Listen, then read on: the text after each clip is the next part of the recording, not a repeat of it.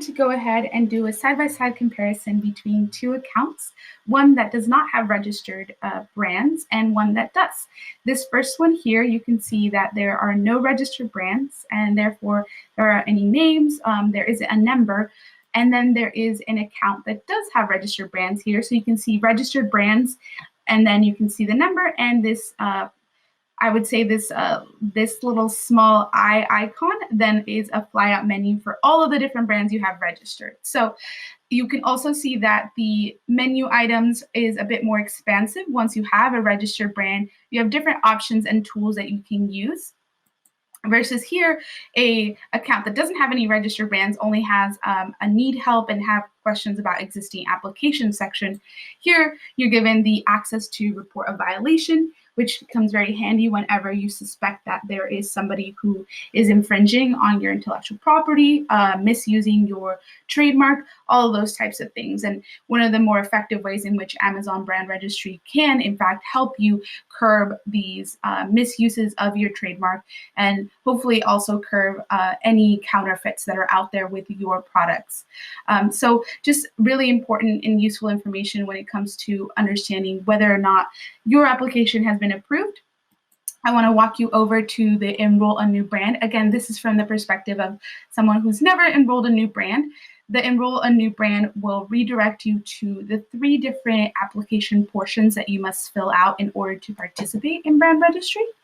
So filling all of these 3 different portions requires some different or access to different information, images, and potentially looking at where you distribute your products. But the bullet points do point out all of the things that you can go ahead and use as pre-steps to enrollment. So these are really very good options to have on hand as you decide when you're going to do your application.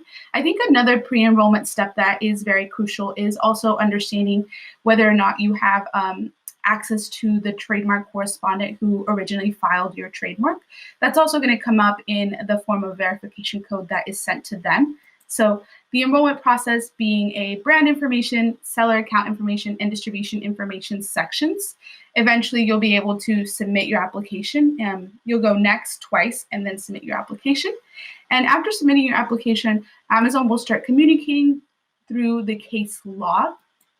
So again, looking at how the case log is found from your home page, if you will. The case log will always have all of the latest on your application. It'll be a section where you can go if something is not going according to plan. Let's just say, for example, your trademark correspondent didn't actually get the verification code. That would be also an area where you would find your case ID and be able to submit any questions or requests that you might have for Amazon. So you could always send them a message and say, can you please resend to my trader correspondent? He was unable to receive the verification code. So any of those small details are handled there within the case log. Much further down the line, when you are eventually registered, again, your brand becomes part of your registered brands, and you have to make sure to be able to go ahead and redirect yourself to your managed inventory and then look at how the details for your listing have been set up. So here I'm looking at a brand registry for ShipQuick.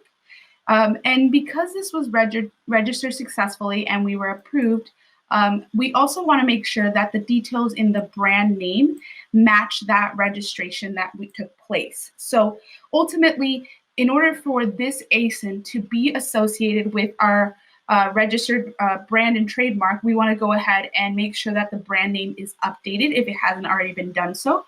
So if this were blank or if it was missing, there would be no way for Amazon to know that this ASIN actually does deserve to have all of the different benefits that go with brand registry. So filling that brand name out correctly and making sure that it reflects the same name that you submitted for your brand registry application are key. At that point, what will happen is your listing will reflect that it is part of a brand registered trademark, and it will showcase something to the effect of brand, and then it says ShipQuick. So again, that's going to give you access to all those beneficial perks and be able to let you have a better sense of brand ownership when it comes to your particular ASINs. And if there's ever an issue that comes up, re-editing enhanced brand content or anything like that, that's really ultimately going to be the most helpful, is that within your detail page information, the Vital Info tab contains the brand name that you are securing by registering your brand. So just making sure that all those things align, that way your hard work and your approval of brand registry really are being put to full use. So if you have any questions or comments about how brand registry as a process was for you, feel free to leave your comments below. And make sure to subscribe so that you can see more informative videos on brand registry.